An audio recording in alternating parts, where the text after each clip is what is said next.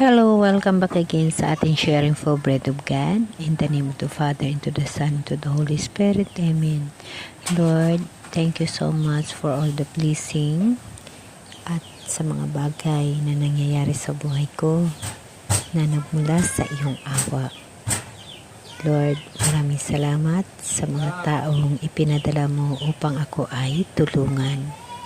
Ganon din, napapasalamat ako sa iyong pagmamahal sa akin at binigyan mo ako ng lakas upang magkaroon ako ng tiwala sa sarili sa paghimaymay na nakasulat sa Bible at ibahagi sa aking mga kapatid. Lord, maraming salamat. Okay, brothers and sisters, ay pagpatuloy natin yung aklat ni Ezekiel. Sa aklat ni Ezekiel, napakaganda ang mga nakasulat dito. Dito mo makikita na ang mga punishment ng ating mahal na Diyos at ang kanyang gustong mangyayari sa mga tao na nandito na nakalagay. Napakaganda itong basahin ng Ezekiel. At dito natin makikita na ang mahal na Diyos ay malapit na darating sa kanyang puot. Nakikita na natin kung ano nangyayari sa buong mundo. Alam naman natin na pag ang punishment or ang parusa na tinatawag na mula sa Diyos ay bababa na mula sa ating mahal na Diyos. Yun ho yung mga nangyayari sa ating mundo. Gutom, patayan, mga kalamidad.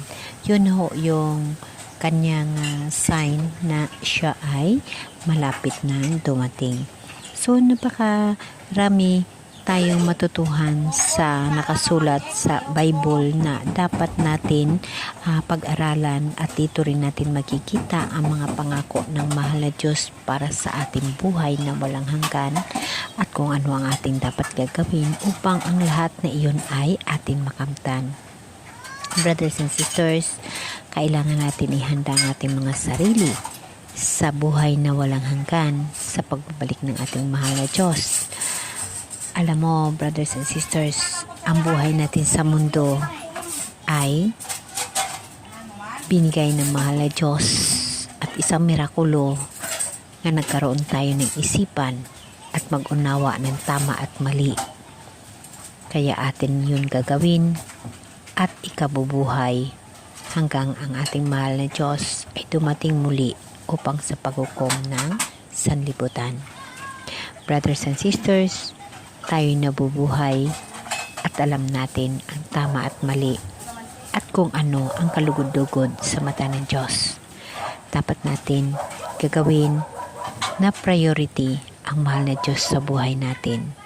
Dahil pag ang priority natin ang mahal na Diyos, step by step ang buhay natin ay nasa ayos.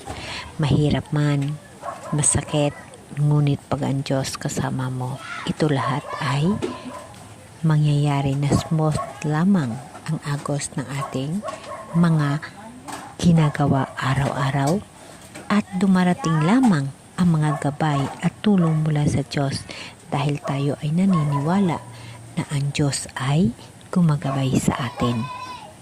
Once na ang mahal na Diyos ay priority natin sa buhay, brothers and sisters, step by step nasa ayos ang ating buhay. At magkaroon tayo ng panahon upang makahanda sa pagsalubong sa pagbalik ng ating mahal na Diyos.